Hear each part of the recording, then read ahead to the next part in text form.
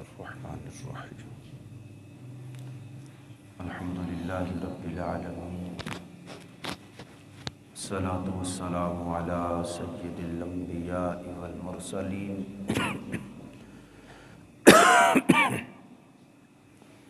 اما بعد فاعوذ باللہ من الشیطان الرجیم بسم اللہ الرحمن الرحیم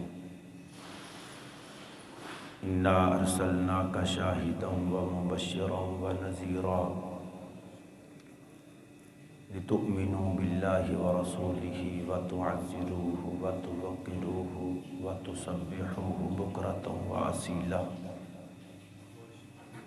صدق اللہ مولانا العظیم ان اللہ وملائکتہ یصلون علی النبی یا ایہا الذین آمنوا صلوا علیہ وسلموا تسلیما صلاۃ والسلام علیک یا سیدی یا رسول اللہ وعلی آلک واصحابک یا حبیب اللہ صلاۃ والسلام علیک یا سیدی یا رسول اللہ وعلی آلک واصحابک یا حبیب اللہ صلاۃ والسلام علیک یا سیدی یا رسول اللہ وعلی آلک واصحابک یا حبیب اللہ۔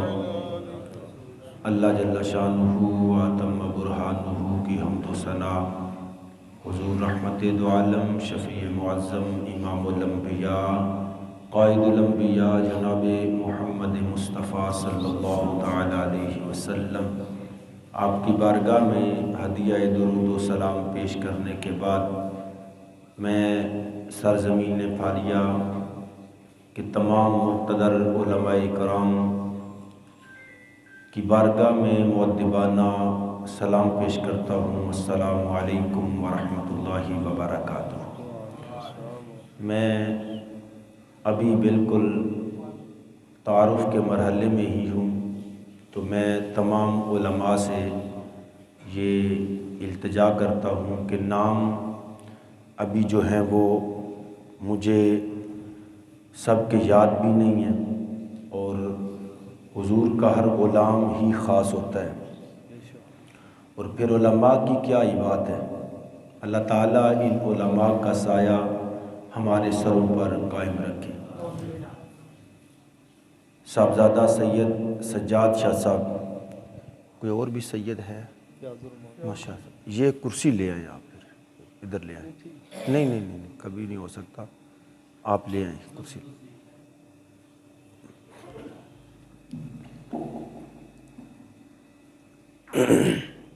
مجھے موضوع دیا گیا تھا جو اشتہار کے مطابق ہے، اس میں تھا معراج النبی صلی اللہ علیہ وسلم۔ یہاں پہ کثرت سے علماء کرام تشریف فرما ہے، اور عوام اہل سنت نے بھی کثرت سے یہ موضوع جو ہے اس مہینے میں ہر عالم دین سے سنا، ہر مسجد سے ایک نئی خوشبو آپ کے پاس پہنچی، تو آپ الحمدللہ اس موضوع سے مجھ سے اچھا بیان کرنے والے یہاں موجود ہیں۔ ان سے بھی سنا، میری مسجد کے جو متعلقہ سننے والے تشریف فرما ہیں انہوں نے بھی سنا، تو میں نے اس جو مسجد کے اندر انتظام کیا گیا یہ ہے درس قرآن، تو اسی کو سامنے رکھتے ہوئے میں چند معروضات جو ہیں، عرضیں جو ہیں وہ آپ کی بارگاہ میں پیش کروں گا۔ آج اس دور میں جس چیز کی سب سے زیادہ سخت اور اشد ضرورت ہے، ان میں ہم بھی محتاج ہیں، ہم بھی ان چیزوں کو پسند کرتے ہیں، پریشان ہیں کہ معاشرے میں ہزار ہاں موضوع، ہر آئے دن ہم نئی گفتگو علماء سے، کیوں؟ اس کی وجہ یہ ہے کہ نبی مکرم شفیع معظم صلی اللہ علیہ وسلم کا ارشاد ہے، فرمایا اعطیت بجوامع الکلم، فرمایا مجھے جامع کلمات عطا فرمائے گئے۔ اس کا مطلب مفسرین یہ نکالتے ہیں کہ اس کا مطلب یہ ہے، حضور فرماتے ہیں مجھے جامع کلمات، مطلب مختصر کلام دیا گیا اور قیامت تک میرے ماننے والے ان کی تشریحات لوگوں تک پہنچاتے رہیں گے۔ ان لوگوں کی زندگیاں ختم ہو جائیں گی، لیکن رب نے جو مجھے عزتیں عطا فرمائی ہیں ان میں کمی نہیں آئے گی۔ موضوع الگ ہیں، بہت ساری چیزیں ہیں۔ درس قرآن میں تمام علماء کرام سے یہ عرض کرتا ہوں کہ اختلافی مسائل جو ہیں ان کو بیان کرنا یہ عالم دین پر بڑا ضروری ہے۔ حضور نبی پاک صلی اللہ علیہ وسلم کا فرمان بھی ہے کہ اذا ظہرت الفتن او قال البدع وسب اصحابی فلیظہر العالم علمہ فمن لم یفعل ذلک فعلیہ لعنۃ اللہ والملائکۃ والناس اجمعین۔ تو یہ ایک بڑا اہم موضوع ہے۔ آج میں اپنے ان سامعین تک جو بھی میرے پاس موجود ہیں، جتنے لوگ آ گئے، جتنے لوگ یہاں پہ موجود ہیں، میں کوشش کروں گا کہ ان تک جو ہے وہ میری بات بڑے اچھے انداز سے پہنچ جائے۔ ضرورت اس بات کی ہے کہ ہمارے نوجوان، ہمارا جو طبقہ ہے، مختلف لوگوں کے پاس بیٹھتا ہے، مختلف علماء سے ان کا واسطہ پڑتا ہے۔ سب سے زیادہ پریشانی والی جو بات ہے، درس قرآن کا مقصد بھی یہی ہوتا ہے کہ ایک ماہ بعد لوگوں کو جمع کیا جائے، یا ایک ہفتے بعد ہوتا ہے، ہفتے بعد لوگوں کو جمع کیا جائے۔ یہاں پہ آج جمعہ بھی ہوا، ہمارے جو یہاں کے فارغ التحصیل عالم دین ہیں، انہوں نے بھی اپنے الفاظ، اپنے معروضات جو ہیں وہ لوگوں تک پہنچائے۔ تو جن مسائل میں امت پریشان ہے، آئے دن ان مسائل پر لوگوں سے مسائل پوچھ رہے ہیں، اور انہی مسئلوں پر، انہی ہی وجوہات پر ہمیں بیان بھی کرنا چاہیے، لیکن اس میں تھوڑی سی تبدیلی اس میں آئے گی۔ آپ توجہ کریں، ایسے جو بھی کرنا ہے ایک دم کر لیں، ٹھیک ہے، ایسے بھی ہم کر لیں گے تو کوئی مسئلہ نہیں ہے۔ اسپیکر اگر آپ نہیں بھی لگانا چاہتے تو کوئی بات نہیں ہے، صرف آپ توجہ سے سنیں۔ تو سب سے زیادہ ضرورت جو ہے ان چیزوں کی ہے جن سے علماء کرام بیان کر کر کے ہم بھی لوگوں تک پہنچا کے، لیکن پھر بھی اس کے باوجود بھی مسائل ختم ہونے کے قریب نہیں آ رہے۔ ہمارے نوجوان، آج سوشل میڈیا کا دور ہے، کئی موضوعات ان کے پاس ہوتی ہیں، رات سوتے ہوئے کئی علماء کرام کی گفتگویں ان کو ملتی ہیں۔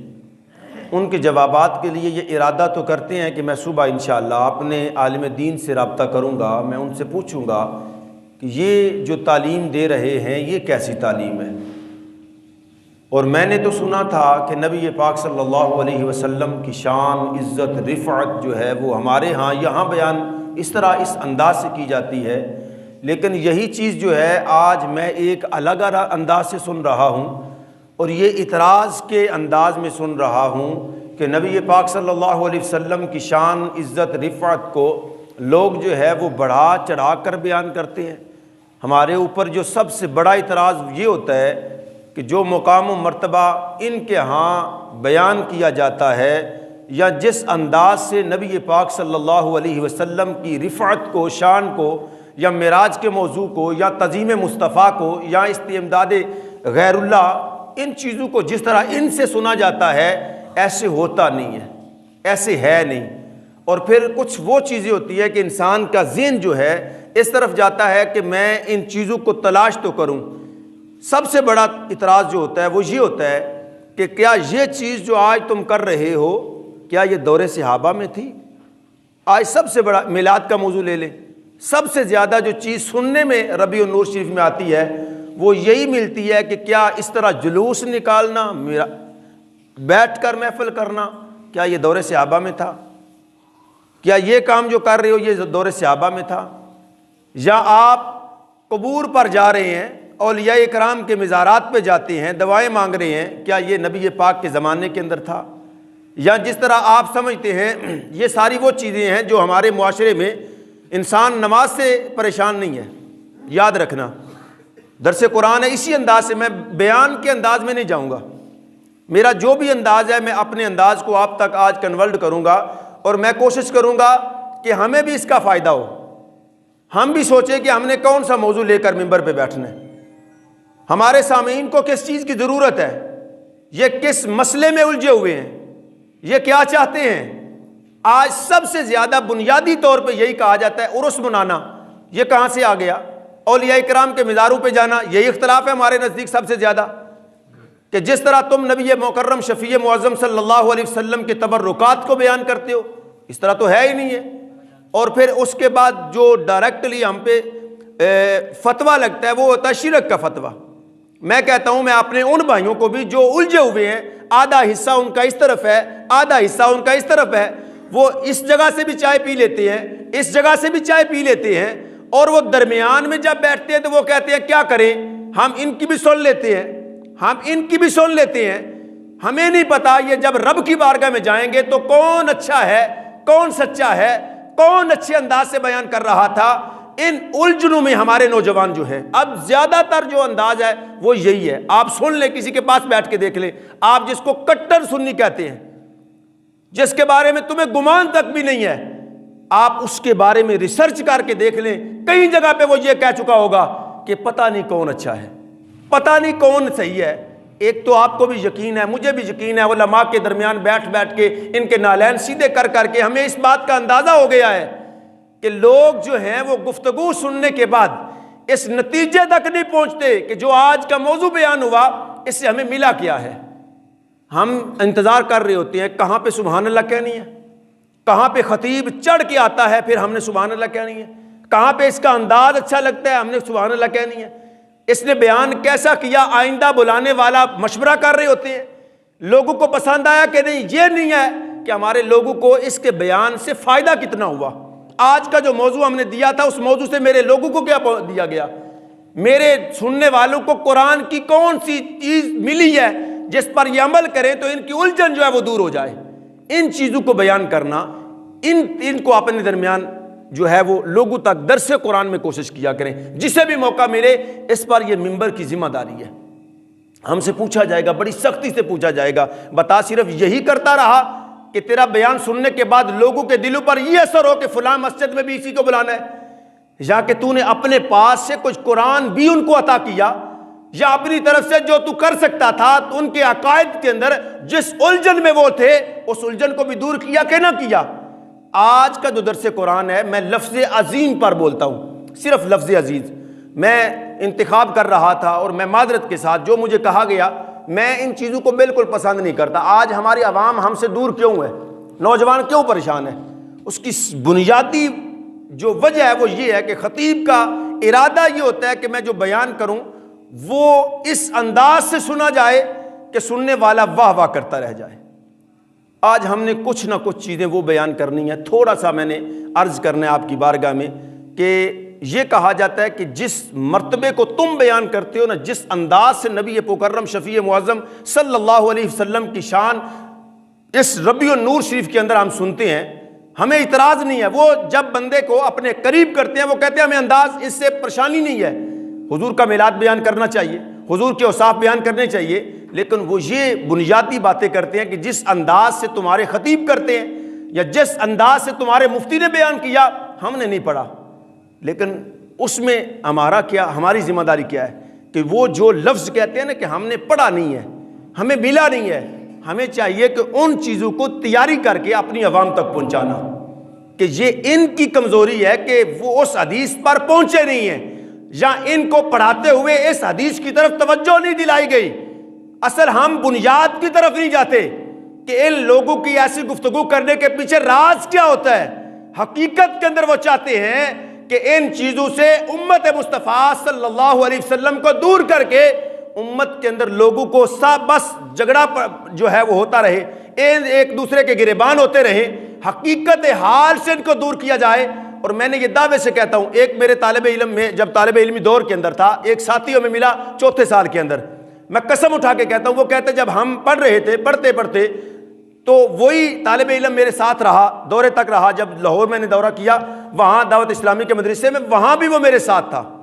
اس نے ایک بہت پیاری بات مجھے بتائی. وہ کہتا ہے کہ یار مجھے اس بات کی سمجھ نہیں آئی کہ اب میں بخاری آپ کے ساتھ پڑھ رہا ہوں, میں نے بھی پڑھی, آپ نے بھی پڑھی ہے, لیکن وہ کہتا ہے کچھ حدیثیں اس میں ایسی میں نے پڑھی ہیں, خدا کی قسم میں 4 سال وہاں رہا, میں ان کے علماء کے پاس بیٹھتا رہا, میں ان کے درس قرآن سنتا رہا, میں نے ان کی تدریس کو سنا، لیکن مجھے ان چیزوں میں سے ایک چیز بھی یہاں پہ 4 سال میں نہیں ملی۔ اس کے علاوہ بھی وہ کہتا ہے میں نے والد گرامی کے بھی بیان سنے، وہ اتنا بدلا کہ انداز بیان سے اسے پتا چلا کہ اللہ تعالیٰ نے میرے آقا کونین صلی اللہ علیہ وسلم کو بے تحاشا فضیلت عطا فرما رکھی ہوئی ہے۔ اب کچھ آیات میں بیان سامنے کرتا ہوں، نوجوان خاص طور پہ ایک کو بھی سمجھ آ جائے، میں کچھ آیات آپ کے سامنے بیان کرتا ہوں جس سے ہمارے لوگوں کو قریب کیا جاتا ہے۔ بنیادی طور پہ کہا جاتا ہے کہ عزت جو ہے نا، عزت لفظ عزیز جو ہے، اس پر بڑا جھگڑا ہے، بڑی بڑی کتابیں لکھی گئی ہیں۔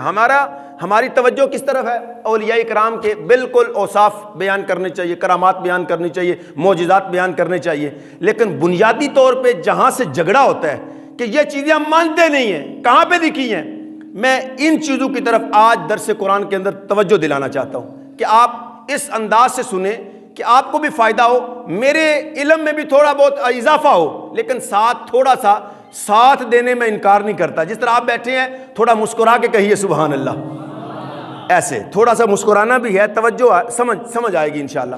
اللہ قرآن پاک میں ارشاد فرماتا ہے جن بنیادی آیات کو سامنے رکھ کے سب سے بڑا اعتراض کیا جاتا ہے، لیکن اس کا دورہ جو ہے وہ مطالعہ نہیں ہوتا، اس کا جواب نہیں دیا جاتا۔ اب اللہ کے قرآن میں ہے ان اللہ عزیز حکیم، یہ میرے پاس بیان ہے مکمل طور پہ، میں نے ان کی تمام آیات کو لیا اور میں نے یہ ارادہ کر لیا جب مجھے موقع ملے گا تو میں ان آیات کا جواب بھی قرآن سے ہی عطا کروں گا۔ میں نے کوشش کی کہ ان آیات کو میں نے لکھ لیا اور میں نے ان کو کوٹ کیا، لکھا اپنے پاس، یاد کی، یاد کرنے کے بعد ان کا متبادل تلاش کیا کہ یہ بیان جو ہے میں اسی طرح نہیں کہ میں نے سنا غصے میں آ گیا اور یہ کیا کر رہا ہے، ہم نے تو علماء سے یہ سنا ہوا تھا۔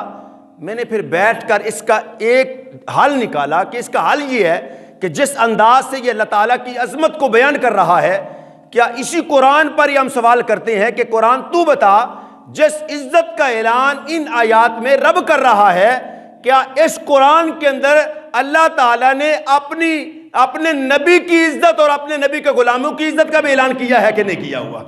بس بنیاد یہ بنانی ہے ہم نے۔ اللہ قرآن میں فرماتا ہے ان اللہ عزیز حکیم، پہلی آیہ کریمہ۔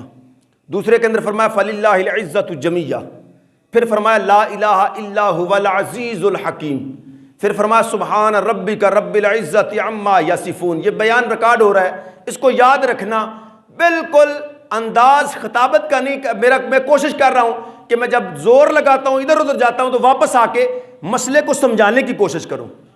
مسئلہ یہ بڑا اہم ہے۔ فرمایا کہ ان اللہ عزیز حکیم، یہ وہ آیات ہیں کہ ان اللہ، بے شک اللہ، عزیز حکیم، عزت والا ہے اور حکمت والا ہے۔ یہاں سے وہ مراد یہ بھی لیتے ہیں کہ دیکھیں یہاں سے مراد جو ہے بے شک عزت اللہ کی ہے، اس کے علاوہ وہ جزوی طور پر بھی عزت کسی اور کی ماننے کے لیے تیار نہیں ہے۔ جائیں ان کی کتابیں اٹھا لیں، انہوں نے صراحتاً انکار کیا ہے کہ کسی کو کسی کی عزت بیان کرنے کا حق ہی نہیں ہے، عزت کا مالک حقیقی رب ہے۔ جب آپ اس کو الگ انداز سے کسی کی عزت بیان کریں گے تو یہ شرک ہو جائے گا۔ پھر دوسری آیہ کریمہ وہ کہتے ہیں سبحان ربک رب العزت عما یصفون، یہاں بھی عزت کا اعلان رب کی طرف ہے۔ پھر فرمایا فَلِلَّهِ الْعِزَّةُ جَمِيعًا، یہ سب سے بڑی ان کے قریب مدلل دلیل ہے ان کے پاس، جس کا وہ کہتے ہیں کوئی جواب دے ہی نہیں سکتا، کہ دیکھیں رب فرماتا ہے فَلِلَّهِ الْعِزَّةُ جَمِيعًا، کہ جتنی کی جتنی عزت ہے وہ ساری کی ساری اللہ تعالیٰ کی ہے۔ اب وہ کہتے ہیں کہ یہاں جب جمی کا لفظ آ گیا تو پیچھے کوئی اشتعال نہیں رہ گیا، پیچھے کوئی شک و شبہ نہیں رہ گیا، کہ رب فرماتا ہے ساری عزت جو ہے وہ میری ہے، وَلِلَّهِ الْعِزَّةُ جَمِيعًا۔ میں مختصر کرتا ہوں، 4 جگہ سے میں نے آیہ کریمہ تلاوت کی ہیں۔ اب مختصر یہ ہے کہ ہم نے انہی آیات کو لے کر قرآن پہ سوال کیا، قرآن تو بتا کہ یہ جو جس انداز سے رب کہہ رہا ہے فَلِلَّهِ الْعِزَّةُ جَمِيعًا فَإِنَّ الْعِزَّةَ لِلَّهِ جَمِيعًا ان اللہ عزیز حکیم، لا الہ الا هو العزیز الحکیم، سبحان ربک رب العزت عما یصفون۔ قرآن تو بتا، اس کا اعلان رب نے اپنے بارے میں کیا ہے یا اس کے علاوہ اس نے اپنے نبی کی عزت کا بھی اعلان کیا ہے، یا نبی کے پاس بیٹھنے والے ابو بکر کی عزت کا اعلان کیا ہے، یا نبی کے پاس بیٹھنے والے عمر کی عزت کا اعلان کیا ہے، یا عثمان و مولا علی کی عزت کا اعلان کیا ہے، تو رب کہتا ہے قرآن پڑھو تو صحیح، اس کا جواب میرے اندر موجود ہے، یا اللہ کہاں سے پڑھے؟ اللہ فرماتا ہے وَلِلَّهِ الْعِزَّةُ جَمِيعًا فَلِلَّهِ الْعِزَّةُ وَلِرَسُولِهِ وَلِلْمُؤْمِنِينَ وَلَكِنَّ الْمُنَافِقِينَ لَا يَعْلَمُونَ۔ فرمایا یہاں سے پڑھ، اللہ قرآن میں فرماتا ہے وَلِلَّهِ الْعِزَّةُ وَلِرَسُولِهِ وَلَكِنَّ الْمُنَافِقِينَ لَا يَعْلَمُونَ۔ فرمایا عزت میری بھی ہے، میرے رسول کی بھی ہے، اور میرے رسول کے پاس بیٹھنے والے رسول کے غلاموں کی بھی عزت اعلان فرما دیا ہوا ہے۔ فَلِلَّهِ الْعِزَّةُ وَلِرَسُولِهِ وَلَكِنَّ الْمُنَافِقِينَ لَا يَعْلَمُونَ۔ نوجوانوں اس بیان کو ضائع نہیں کرنا، بالکل کوئی آتا ہے جاتا ہے، توجہ بنیاد میں نے بنائی ہے کہ میرا مقصد یہ ہے کہ یہ آج کا سنی کا عقیدہ نہیں ہے، یہ عقیدہ آج کا نہیں ہے، اس کے پاس جو کچھ ہے یہ ابو بکر کے نالین کے دھوڑ کا صدقہ ملا ہوا ہے۔ یہ بنیادی طور پہ صحابہ سے لے کر ہم آ رہے ہیں۔ فرمایا یہاں سے ہم نے سوچ میں بندہ پڑ جاتا ہے کہ یہ کیا ہے۔ اللہ فرماتا ہے فَلِلَّهِ الْعِزَّةُ جَمِيعًا، دوسری آیات کو چھوڑیں جہاں پہ وہ زیادہ زور دیتا ہے نا، اس آیات کو میں سامنے رکھتا ہوں۔ وہ کہتا ہے فَلِلَّهِ الْعِزَّةُ جَمِيعًا، کہ ساری عزت جو ہے وہ تو اللہ کی ہے۔ اب ہم نے قرآن پہ جب سوال کیا تو بندہ پریشان ہو گیا، ایک جگہ پہ وہ کہتا ہے ساری عزت، کوئی جگہ نہیں چھوڑی، میری عزت ہے، لیکن وہی قرآن کہتا ہے فَلِلَّهِ الْعِزَّةُ وَلِرَسُولِهِ وَلِلْمُؤْمِنِينَ وَلَكِنَّ الْمُنَافِقِينَ لَا يَعْلَمُونَ۔ اب ہم یا اللہ کریں تو کریں کیا؟ جس طرح ایک آیا کریم ہے حاکمیت کے بارے میں، یہ بھی بڑا اعتراض ہے ان کا، یہ کہتے ہیں کہ حاکم کسی کو کہنا، حاکم کا مطلب ہے، تصور ذہن میں یہ آئے گا کہ حاکم ہے اپنا فیصلہ کر سکتا ہے، یہ جو فیصلہ کرے گا وہ قوم کو ماننا پڑے گا، اس پر وہ بڑا دور دیتے ہیں۔ وہ کہتے ہیں دیکھیں قرآن میں ہے إِنِ الْحُكْمُ إِلَّا لِلَّهِ، کہ حاکم صرف اللہ ہے، حاکمیت صرف اللہ کے لیے ہے، اور فیصلہ صرف اللہ کر سکتا ہے۔ اللہ کے علاوہ کسی اور کی حاکمیت کو تسلیم کرنا یا کسی اور کی طرف نسبت کرنا یہ شرک ہے۔ اب ہم سوچ میں پڑ گئے کہ یہ تو رب نے فیصلہ کر دیا ہے، مطلب کوئی اور حاکم نہیں ہے، کسی اور کی حاکمیت کو تسلیم کرنے سے انسان کے ایمان میں فرق آ جائے گا، کیونکہ قرآن ہے، ہم نے قرآن ہی پہ فیصلہ کر دیا۔ بڑے بڑے بھی سنیں، توجہ میری طرف کریں، ہم نے قرآن ہی سے پوچھا قرآن تو بتا کہ یہ جو فیصلہ ہے ان الحکم الا للہ، اس کے متبادل اس کا جواب قرآن میں ہے۔ قرآن نے کہا پڑھنا فلا وربک لا یؤمنون حتی یحکموک فی ما شجر بینہم، یہاں پہ تو حد کر کے رکھ دی۔ اب میں یہ صرف علماء کے لیے نہیں کر رہا، یہ صرف اپنے علم میں اضافے کے لیے اور آپ کو یہ سنانے کے لیے کہ ایک چیز کو بیان کر کے بندے کے ایمان میں خرابی پیدا کر دینا یہ منبر والے کا کام نہیں ہے، بلکہ اس کو بتانا چاہیے کہ حاکمیت کا مالک وہ کس انداز سے ہے اور اس نے اپنے نبی کو کس انداز سے حاکمیت عطا فرما رکھی ہے۔ اب یہاں سے ہم نے دیکھنا یہ ہے کہ قرآن دوسری جگہ پہ کہتا کیا ہے۔ قرآن کہتا ہے فلا وربک لا یؤمنون، یہ ہے قرآن۔ یہ علماء بڑی جلدی سمجھ گئے ہیں، جو علماء کے پاس بیٹھتے ہیں وہ تو سمجھ گئے ہیں، لیکن آپ کو سمجھ آئے گی بڑی دور جا کے۔ ایک جگہ پہ اللہ فرماتا ہے حاکمیت میری، یا حاکم میں، کوئی اور فیصلہ نہیں کر سکتا، لیکن دوسری جگہ پہ وہ فرماتا ہے فلا وربک لا یؤمنون، ہم اس کو حاکم تو تب مانیں گے جب ایمان ہوگا۔ تو یہ بڑی جملہ بڑا غور سے سننا، ہم مسلمان ہوں گے اس کے بعد ہمیں رب کے اوصاف کا پتہ چلے گا، اس کی وحدانیت کو دیکھیں گے، اس کے سارے اوصاف کو دیکھ کر، اس کے کمالات کو دیکھ کر فیصلہ تو بعد میں کریں گے کہ ہاں واقعہ ہی میرا رب ہی حاکم ہے، ہر مذہب پر میرا رب حاکم ہے، زمین کو بنانے پر میرا رب حاکم ہے، ساری چیزیں تو بعد میں ہے۔ جب وہ مسلمان ہی نہیں ہوا، اس نے رب کو مانا ہی نہیں ہے، وہ بت کے سامنے پڑا ہوا ہے، تو پھر وہ رب کی احکامیت کو مانے گا کیسے؟ اس کے ذہن میں یہ کیسے آئے گا کہ رب حاکم ہے؟ حاکم تو اسی وقت ہی رب کو مانے گا جب آمینہ کے لال کے دروازے پہ آئے گا۔ اب یہ دیکھیں لا الہ الا اللہ، لا الہ الا اللہ، لا الہ الا اللہ پڑھتا رہے، وہ مسلمان تو نہیں نہ ہوگا جب تک در رسول پر اپنی جبین کو جگائے گا نہیں، اللہ اسے ایمان دے گا ہی نہیں۔ اب یہاں پہ دیکھیے فلا وربک، قاف ضمیر جو ہے یہ مصطفیٰ کی طرف ہے، فرمایا تیرے رب کی قسم، مطلب یہ ہے کہ اللہ تعالیٰ جو ہے مصطفیٰ کریم کا رب ہونا جو ہے نا اس پر فخر کر رہا ہے، قسم دے رہا ہے، قسم لے رہا ہے، قسم اٹھا رہا ہے، لیکن کس انداز سے فرمایا فلا وربک، تیرے رب کی قسم، لا یؤمن احدکم، یہ ایمان والے ان میں سے ایک بھی ایمان والا نہیں ہو سکتا، فلا وربک لا یؤمنون حتی یحکموک فیما شجر بینہم، جب تک یہ اپنے معاملات میں مصطفیٰ یہ تجھے حاکم نہ بنا لے اتنی دیر تک میں ان کے ایمان کو قبول ہی نہیں کروں گا۔ اب بولے کہاں میں اونچی آواز سے بولیے۔ اب ذہن جو ہے وہ دو طرح کا ہو گیا بندے کا، اب سننے والے کا ذہن جو ہے وہ متزلزل ہے، وہ کشمکش میں پڑ گیا، یہ مولانا کیا کہہ رہے ہیں؟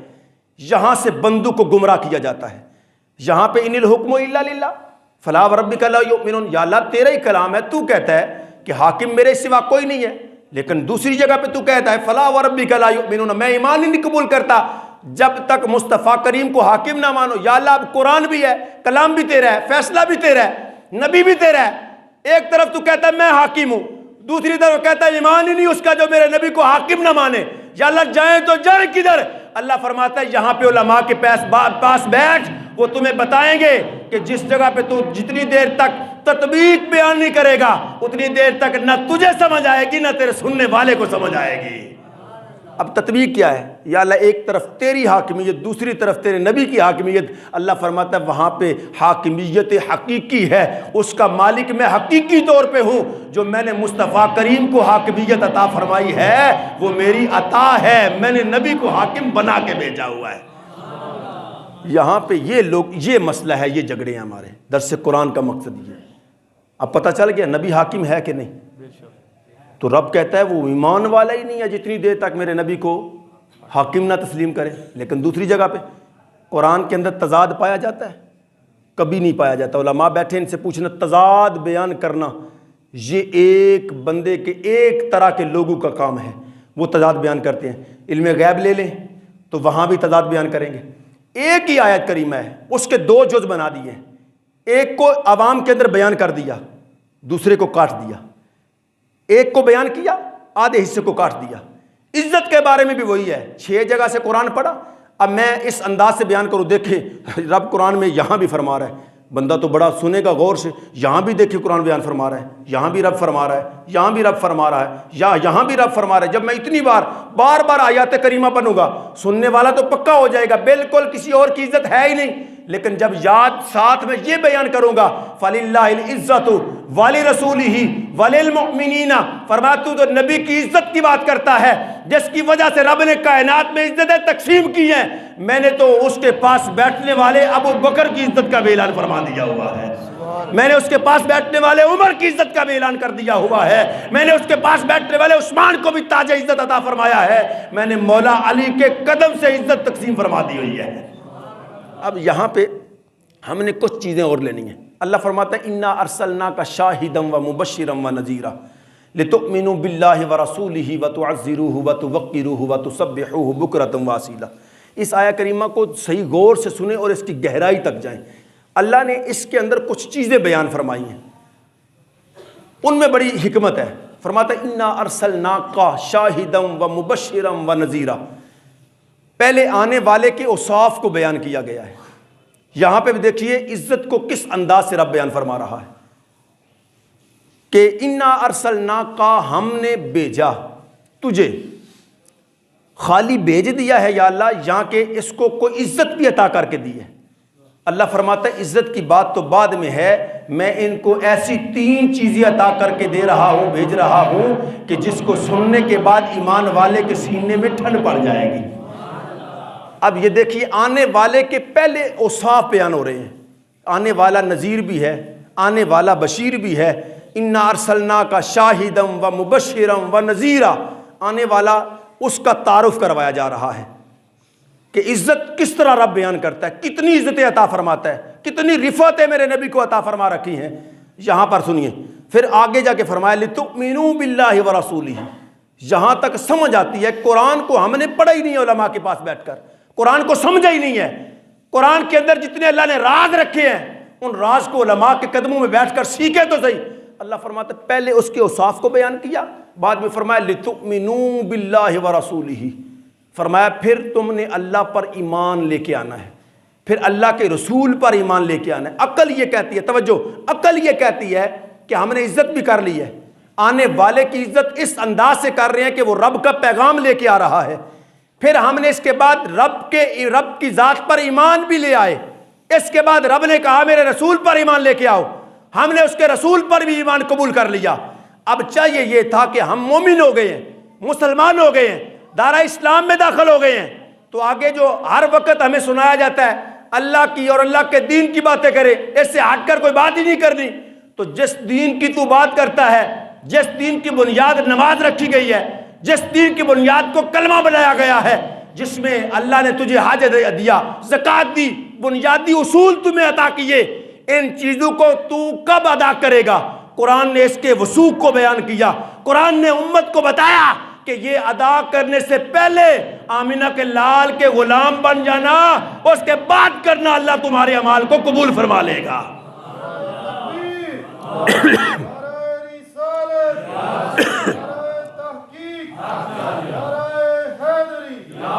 بڑی توجہ سے پہلے اوصاف بیان کیے، بعد میں رب فرماتا ہے اس پر ایمان لے آؤ، مجھ پر بھی ایمان لے آؤ۔ عقل یہ کہتی ہے، عقل، کہ اس کے بعد فوراً نماز ہونی چاہیے، جس پہ زور دیا جاتا ہے، مساجد بنائی جا رہی ہیں، پڑھنی چاہیے۔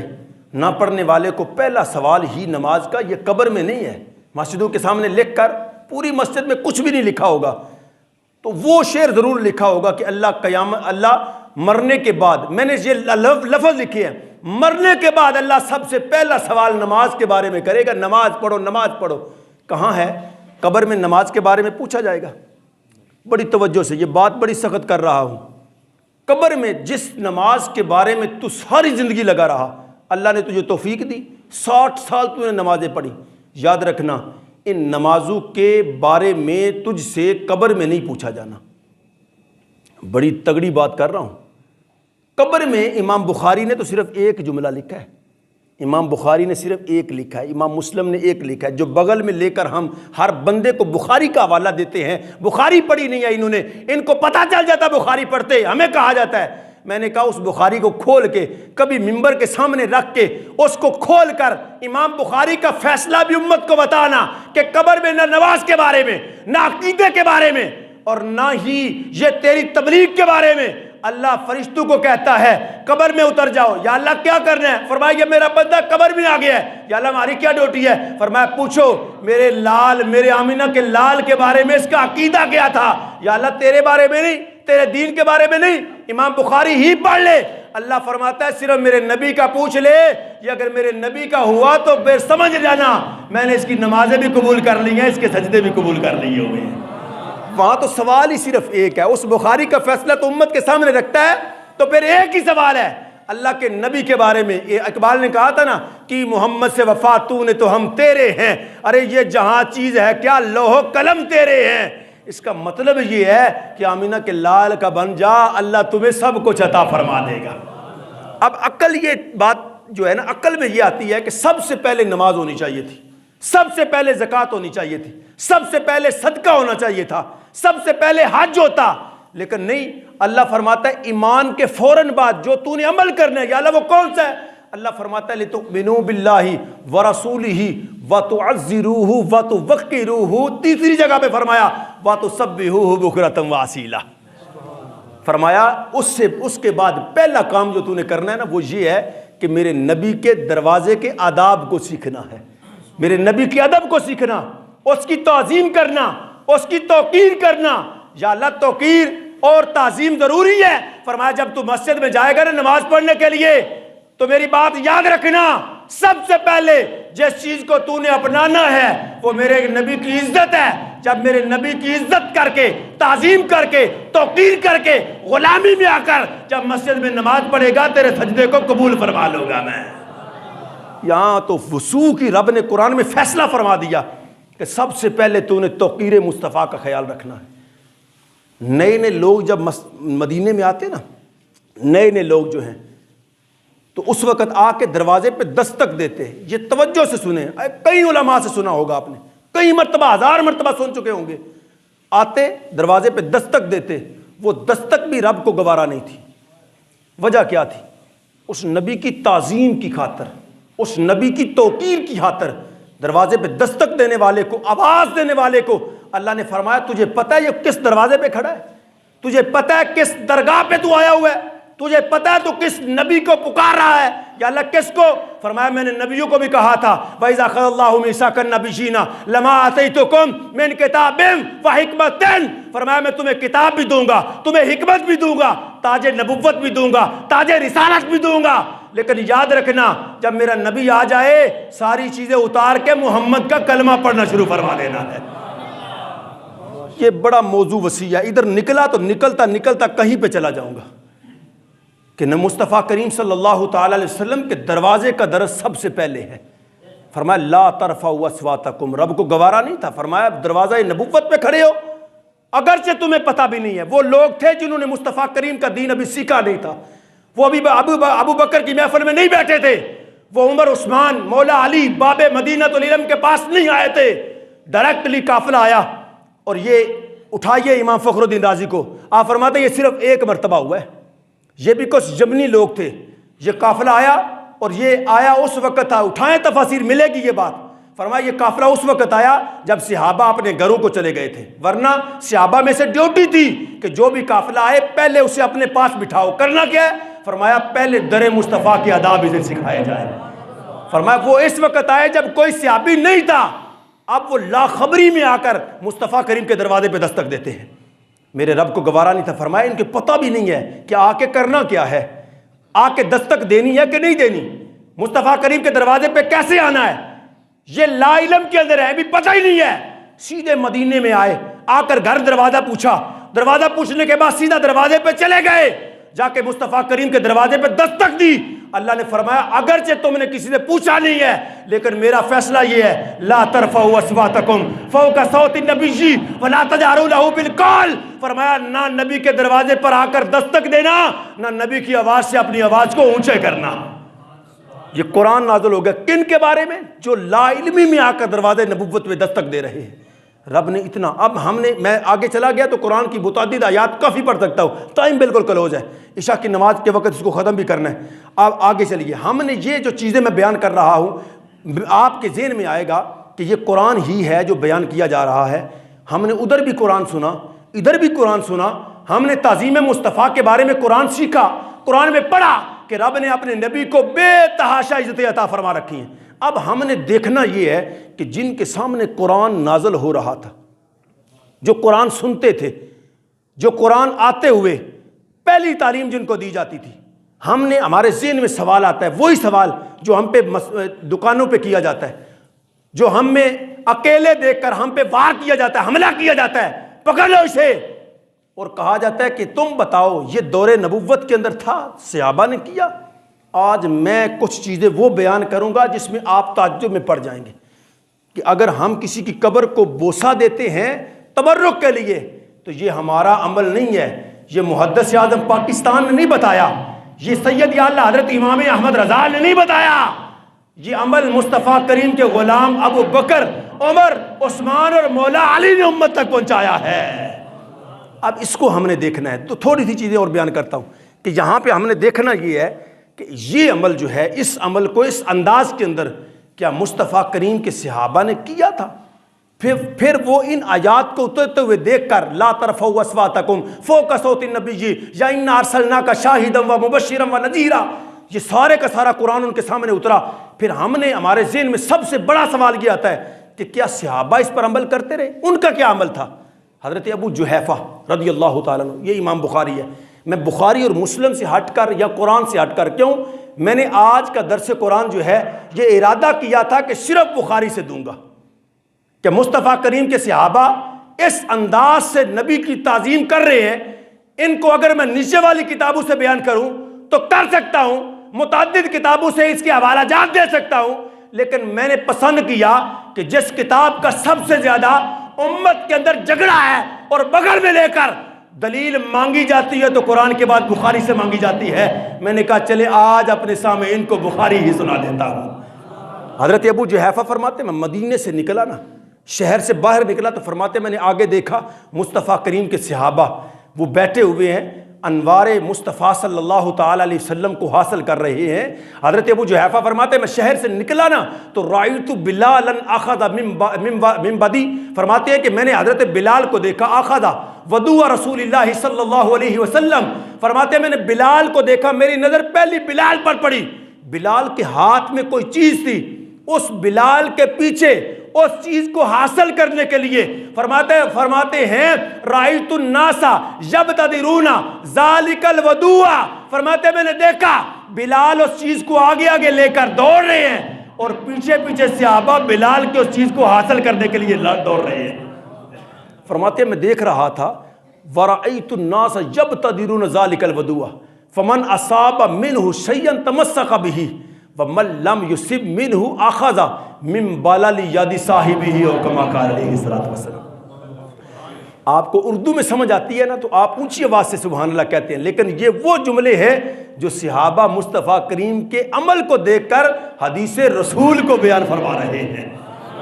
ان جملوں پر اونچی عربی ہو نا، سمجھ نہ بھی آئے، بعد میں اس کی تشریح تو ہوتی ہے نا، جب عربی بولی جائے نا اس پر محبت رسول میں آ کر اونچی آواز سے سبحان اللہ کہہ دیا کریں۔ یہ کلام صحابہ ہے، کلام مصطفیٰ ہے۔ فرماتے ہیں پہلے تو بلال کو دیکھا، بڑی آرام سے سمجھا رہا ہوں کہ بلال ہاتھ میں کوئی چیز لے کر دوڑ رہے ہیں، یبتدرون دوڑ رہے ہیں، ورأیت الناس یبتدرون ذالک الوضوء، فرماتے ہیں وہ جو چیز تھی نا بلال کے ہاتھ کے اندر، صحابہ اس کے پیچھے پیچھے دوڑ رہے ہیں۔ حضور کو چاہیے تھا صحابہ کو کہہ دیتے کہ یہ آپ شرک کر رہے ہیں، کہ میرے ہاتھ سے لگنے والی تبرک چیز کو تم جس طرح حاصل کر رہے ہو یہ رب پسند ہی نہیں کرتا، یہ تم کیا کر رہے ہو کہ میرے ہاتھ سے لگنے والی چیز کی تعظیم کر رہے ہو۔ حضور حضرت ابو جحیفہ فرماتے ہیں میں قریب ہو کر پوچھتا ہوں کہ یہ ہے کیا، تو لوگ کہتے ہیں اس پانی کے ساتھ آمینہ کے لال نے وضو فرما رکھا ہے۔ فمن اصاب منہ شیئا تمسک، صحابہ مبالغہ بھی کرتے اور کس انداز کا کرتے، فرماتے ہیں میں نے دیکھا صحابہ مصطفیٰ کریم کے غلام حضرت بلال کے پیچھے پیچھے دوڑ رہے ہیں، اس برتن تک جس کا ہاتھ پہنچ جاتا وہ تعظیم کی انتہا کر رہے ہیں، وہ تبرک کی انتہا کر رہے ہیں، وہی تبرک جو اللہ کے نبی علیہ الصلوۃ والسلام کو معراج کی رات مسجد نبوی کی طرف لے جایا گیا، مقصد کیا تھا لِنُرِيَهُ مِنْ آیَاتِنَا، کہ میں تمہیں اپنی نشانیاں دکھانا چاہتا ہوں کہ میں نے تجھ سے پہلے کتنوں کو عزت عطا فرما رکھی ہیں، کتنوں کو مرتبے عطا فرما رکھے ہیں۔ یہاں بھی دیکھیے فرمایا کہ بلال کو دیکھا وہ پانی لے کر آگے آگے اور صحابہ پیچھے پیچھے، کہتے ہیں میں قریب ہو کر دیکھتا ہوں اس پانی کو حاصل کرنے کی خاطر صحابہ ایک دوسرے کو دھکے لگا رہے ہیں۔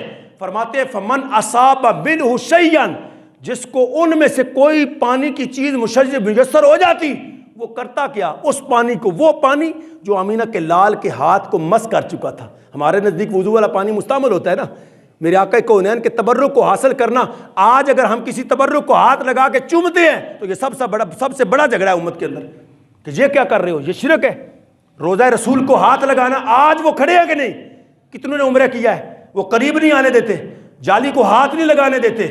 کیا یہ عمل 1400 سال بعد احمد رضا کی تعلیم پر امتی کر رہا ہے یا مصطفیٰ کریم کے عمل کو دیکھ کر صحابہ بھی کر رہے ہیں؟ فرماتے ہیں میں نے دیکھا یبتدرون ذالک الوضوء، فرماتے ہیں صحابہ اس پانی کو حاصل کرنے میں تردد کر رہے ہیں، پیچھے پیچھے دوڑ رہے ہیں، جس کو مل جاتا وہ اس پانی کو کرتا کیا، اس پانی کو اپنی آنکھوں پہ لگا لیا کرتا تھا۔ فَمَن لَّمْ يُصِبْ مِنْهُ أَخَذَ، اور نہیں ملا تو باز آ جاؤ، پیچھے ہٹ جاؤ، اب نہیں ملا، پانی تک نہیں پہنچ سکے تو چھوڑ دے۔ پانی کتنا ہوگا؟ 1500 صحابہ تھے، پانی کتنا ہوگا؟ فرمایا اس پانی کو جس کو مل جاتا، جس کا ہاتھ لگ گیا، چہرے پہ مل لیا، جسم پہ مل لیا، تبرک حاصل کر لیا۔ تو ابو جحیفہ بتا تو صحیح، جن کو نہیں ملا تھا وہ کیا کرتے؟ فرمایا فَمَن لَّمْ يُصِبْ مِنْهُ أَخَذَ مِن بَلَالِ يَدِ صَاحِبِهِ او کما قال علیہ الصلوۃ والسلام، فرماتے ہیں وہ اس صحابہ کو تلاش کرتے جو اس پانی تک پہنچ چکے تھے، جا کر اس صحابی کے ہاتھ کے ساتھ ہاتھ لگا کے آنکھ پہ لگا لیا کرتے تھے۔ مبالغہ ہم کرتے ہیں یا صحابہ کرتے تھے؟ کتاب کا حوالہ امام بخاری سے پڑھ رہا ہوں۔ حضور آقا کونین صلی اللہ تعالی علیہ وسلم صلح حدیبیہ کے مقام پہ نا، میرے آقا کونین، اس سے پہلے حضرت انس رضی اللہ تعالیٰ عنہ فرماتے ہیں میں گھر سے نکلا تو میں نے صحابہ کو دیکھا، واصحابہ حولہ کانما علی راسہم الطیر، فرماتے ہیں میں نے مصطفیٰ کریم کے دروازے کی طرف میرا ارادہ تھا جانے کا، فرماتے ہیں میں نے دیکھا مصطفیٰ کریم اپنے ایک صحابہ کے مجمع میں تشریف فرما ہے، درمیان میں بیٹھے ہیں اور کسی چیز کو بیان کر رہے ہیں، واصحابہ حولہ کانما علی راسہم الطیر، تعظیم کا حال یہ تھا، فرماتے ہیں صحابہ حضور کی بارگاہ میں ایسے بیٹھے تھے، ایسے سروں کو جھکا کر بیٹھے تھے جیسے کہ ان کے سروں پر پرندے بیٹھے ہیں، اگر ایک پل کے لیے بھی حرکت کی تو پرندہ اڑ جائے گا۔ یہ وجہ کیا تھی؟ آمینہ کے لال کی بارگاہ میں بیٹھنے کا طریقہ امت کو صحابہ سکھا رہے تھے کہ در مصطفیٰ پہ بیٹھنا کہتے ہیں۔ فرماتے ہیں میں نے دیکھا حضرت ابو ہریرہ فرماتے ہیں میں نکلا اور مصطفیٰ کریم مسجد نبوی کے دروازے پر حجامت کروا رہے تھے، فرماتے ہیں خلاق یخلقہ فما یریدون ان تقع یدی فی یدی صاحبہ، فرماتے ہیں میں نے دیکھا مصطفیٰ کریم اپنے مسجد کے دروازے پر بیٹھے ہیں اور آپ بال کتروا رہے ہیں۔ آپ فرماتے ہیں میں نے دیکھا صحابہ جو ہے نا وہ اس طرح پاؤں کی آواز بھی نہیں آتی، جگڑ رہے ہیں، ہاتھ نیچے کرتے ہیں۔ فرماتے ہیں میں قریب ہوا دیکھوں تو صحیح یہ کرتے کیا ہے؟ فرماتے ہیں رب کعبہ کی قسم، حضرت ابو ہریرہ ہیں، آپ فرماتے ہیں یہ امام مسلم کی حدیث پاک ہے، حضرت ابو ہریرہ فرماتے ہیں میں قریب جا کر دیکھتا ہوں کہ صحابہ نیچے ہاتھ کر رہے ہیں، وجہ فرمایا مصطفیٰ کریم کا کوئی بال زمین پر نہ گرے، جو بھی کٹ کے اس جگہ سے جدا ہوتا، یہاں حضرت ابو ہریرہ فرماتے ہیں کسی صحابی کے ہاتھ میں پڑتا، وہ نصیحت کرتا جب دنیا سے جاؤں تو میرے کفن میں اس بال کو رکھ دینا، رب کی بارگاہ میں بال پیش کر کے جنت حاصل کر لوں گا۔ صلح حدیبیہ، آخری بات صرف صلح حدیبیہ کے مقام پہ نا آقا کونین صلی اللہ تعالی وسلم استاد کا پانی پیتے ہیں، یہ بھی کرتے ہیں، سارا کچھ کرتے ہیں، یہ میرا موضوع نہیں ہے، اس کے اندر پھر سکون نہیں رہے گا، جو آج آپ نے سیکھا ہے نا آج درس قرآن میں، پھر ہمیں سکون نہیں رہے گا۔ خدا کی قسم اٹھا کے کہتا ہوں یہ جبے بھی چومتے ہیں، مجھے میرے خادم صاحب کہہ رہے تھے کہ میں نے سب کچھ دیکھا ہے، ان کے پاس میرے پاس دلائل انبار ہیں، یہ سب کچھ وہ لکھتے ہیں جو تمہیں دیکھتے ہیں۔ قبر پر جانے کو سب سے زیادہ جھگڑا کرتے ہیں آپ، یہ کو قبر پہ کیوں جاتے ہو؟ جنت البقیع میں کیا لینے جاتے ہو؟ قبروں کا حال جو انہوں نے کر دیا انہیں پتہ ہی نہیں ہے۔ حاجی امداد اللہ مہاجر مکی رحمۃ اللہ تعالی علیہ، یہ کسی کو اعتراض ہوا تو میں بتاؤں گا کہ ان کو رحمۃ اللہ کیوں کہا جاتا ہے، ان کی شان بڑی عزت عظمت والی تھی۔ فرماتے ہیں جس کو یہ ہو نا کہ میں نبی کا دیدار کروں، فرماتے ہیں وہ جمعہ رات اور جمعہ کی درمیانی رات عشاء کی نماز پڑھنے کے بعد رسول اللہ پر کثرت سے درود پڑھے، اسی رات مصطفیٰ کریم دیدار فرما دیں گے۔ ان کے نظریات کے ساتھ ہمارے اعلیٰ حضرت امام احمد رضا رحمۃ اللہ تعالی نے بڑا کچھ لکھا ہے، فرماتے ہیں ان پر رب کا خاص فضل تھا۔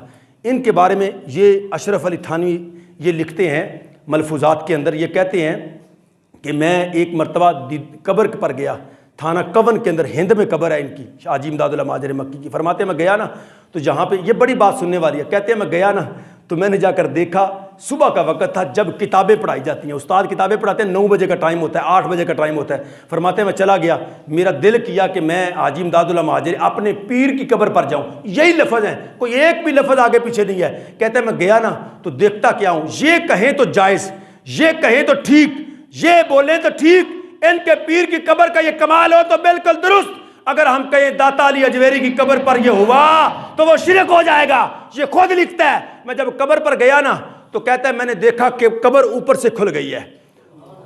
یہ لکھنے والا کون ہے، کہنے والا کون ہے؟ اگر میں اور تو کہیں تو انہی کی کتاب ہے، تھانہ کون کے اندر ہے، لکھنے والا حکیم الامت ہے، جس کو حکیم الامت کہا جاتا ہے، اپنا عمل کہتا ہے۔ میں قبر پر گیا، قبر اوپر سے کھل گئی، کہتا ہے میں نے دیکھا حاجی امداد اللہ مہاجر مکی قبر میں بیٹھ کر اللہ کا ذکر کر رہے ہیں۔ فرماتے ہیں میں نے آگے ہو کے دیکھا نا، سلام پیش کیا، انہوں نے میرے سلام کا جواب بھی دیا۔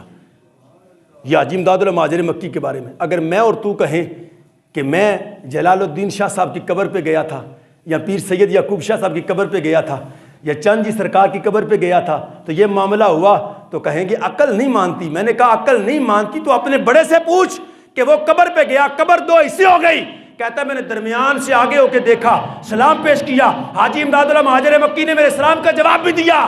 کہتے ہیں آگے ہو کے میں نے دیکھا نا جو دیوار تھی نا قبلہ کی طرف، اس دیوار پہ لکھا ہوا تھا، کیا لکھا ہوا تھا؟ فرماتے ہیں مجھے نجات جو ملی ہے نا قبر کے اندر، یہ اس وجہ سے ملی ہے کہ میں شیخ عبد القادر جیلانی کے در کا ایک ادنا سا کتا بن کے قبر میں آیا تھا۔ یہ حاجی امداد اللہ مہاجر مکی کی قبر کے اس طرف لکھا ہوا تھا۔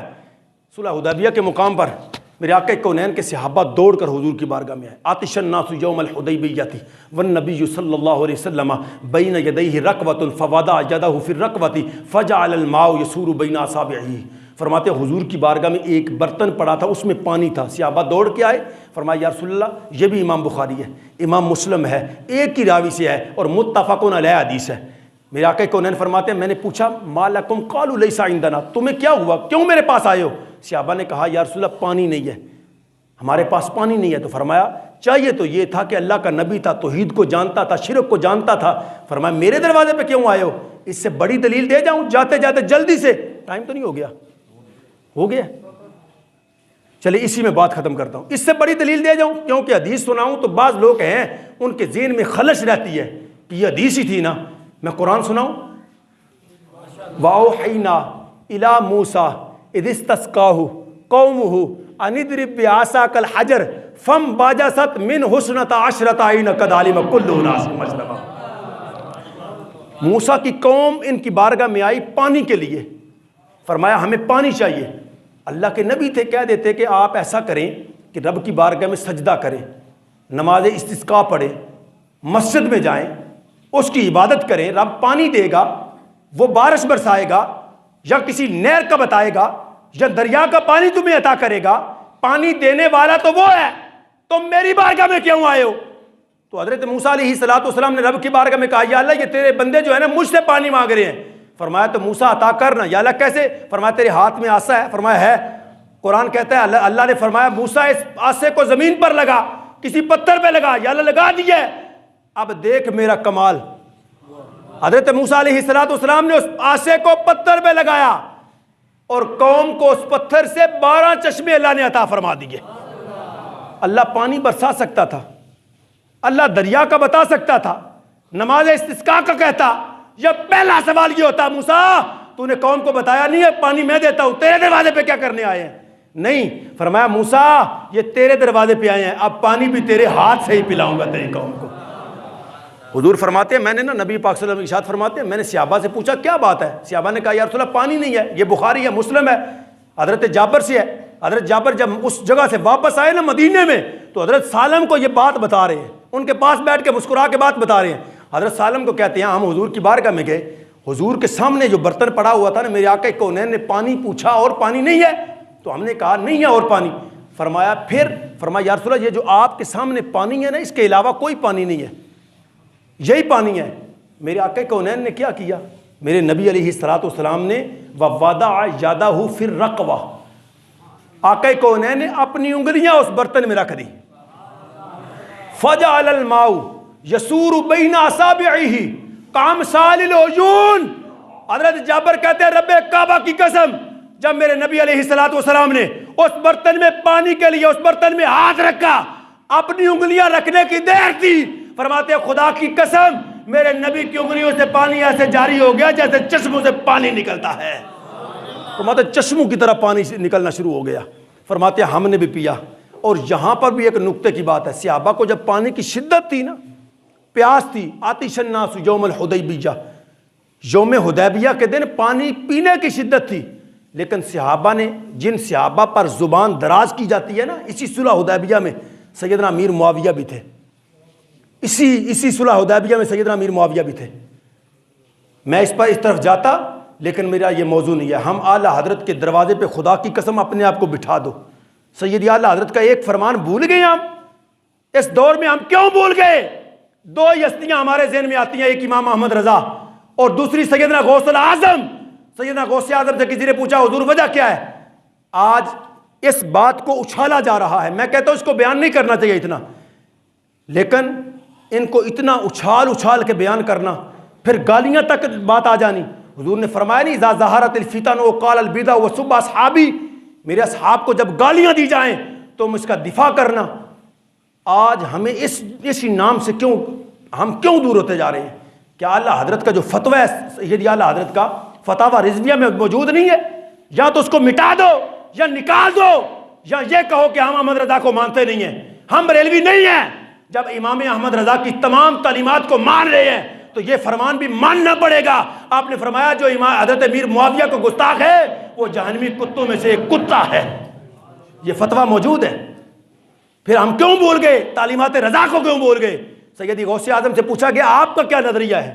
جھگڑے آج کے نہیں، اس وقت بھی تھے. تو بڑے لوگوں سے پوچھتے کہ امیر معاویہ کا قصور کیا ہے. فرمایا امیر معاویہ کے بارے میں بات کرتے ہو؟ فرمایا جس رستے سے امیر معاویہ نے گزرنا ہو، عبد القادر کو پتہ چل جائے کہ امیر معاویہ نے اس رستے سے گزرنا ہے، فرمایا تم کیا کرو گے؟ فرمایا میں اپنے امامہ اتار کے اس رستے پہ رکھ دوں گا. فرمایا امیر معاویہ کی سواری جس رستے سے گزرنی ہو. یہ سب سے بڑی ہستی ہے حضرت مولا علی شیر خدا کے بیٹوں میں سے بڑا مرتبہ پانے والا سیدنا شیخ عبد القادر جیلانی، جس کے بارے میں مولا علی شیر خدا جب خواب میں تشریف لائے نا تو آمینہ کے لال ایک دن پہلے دیدار کرواتے ہیں. آپ نے 6 مرتبہ لعاب دہن عبد القادر جیلانی کے منہ میں رکھا. فرمایا بیٹا بیان کیا کرنا. فرمایا بیان پر قدرت نہیں ہے. فرمایا لے لعاب دہن. فرماتے دوسرے دن جب آیا نا پھر خواب آئی، پھر آمینہ کے لال کے غلام مولا علی زیارت کے لیے تشریف لے آئے. فرماتے ہیں مجھے کہا بیٹا بیان کیا کر. فرمایا ملکہ نہیں ہے. فرمایا ایسا کر منہ کھول. آپ نے منہ کھولا، منہ میں رکھا لعاب دہن. 5 مرتبہ لعاب دہن رکھا. فرمایا آپ نے 6 مرتبہ کیوں نہیں؟ فرمایا نبی پر فوقیت حاصل نہیں کرنا چاہتا. سیدنا شیخ عبد القادر جیلانی فرماتے ہیں میں اپنے امامہ اتار کے رکھ دوں.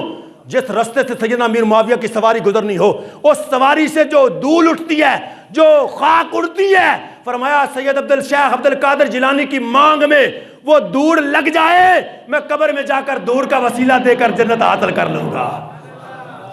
فرمایا یہ تو بتائیں کہ پانی کے لیے، فرمایا جب رکھا تو پانی جاری ہو گیا، چشمے جاری ہو گیا. حضرت سالم فرماتے قال کم کنتم، تم کتنے تھے؟ یہ آخری بات ہے. مبالغہ سنی بیان نہیں کرتا بلکہ سیدنا میرے آقا کونین کے غلام بھی بیان کر رہے ہیں. حضرت جابر کہتے ہیں مجھے چاہیے یہ تھا، میں کہہ دیتا کہ وہ 1500 تھے. فرمایا لا قال لو كنا 100,000 لكفانا. فرمایا سالم سن لے، اگر 1,00,000 صحابہ ہوتے تب بھی پانی ختم نہ ہوتا، ہر صحابی پی بھی لیتا، جمع بھی کر لیتا. وجہ فرمایا آمینہ کے لال کی انگلیوں سے پانی نکل رہا تھا. فرمایا تھے کتنے؟ فرمایا قال کم کنتم لو كنا 100,000 لكفانا قال كنا 500. فرمایا ہم صرف 1500 تھے. اے جابر بتا پھر پیا؟ فرمایا پیا نہیں ہے، پہلے پیا پھر وضو کیا، سواریوں کو پلایا، مشکیزیں بھرے. فرمایا پھر، فرمایا میرے آقا کونین نے فرمایا کسی کو چاہیے؟ فرماتے ہیں خدا کی قسم صحابہ مانگے جاتے پانی ختم ہی نہ ہوتا، آمینہ کے لال کی انگلیوں سے نکل رہا تھا. اللہ کی بارگاہ میں دعا ہے اللہ تعالیٰ ہمیں ان مسائل کی گہرائی تک جانے کی توفیق عطا فرمائے. اللہ تعالیٰ ہمیں قرآن و حدیث سمجھنے کی توفیق عطا فرمائے. وما علینا الا البلاغ المبین.